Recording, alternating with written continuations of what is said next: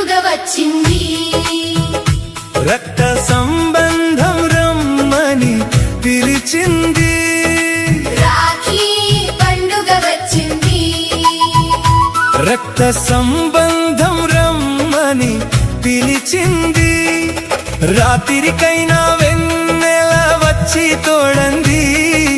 రాతి మనసుకి తీపి గురుతులు చూపింది.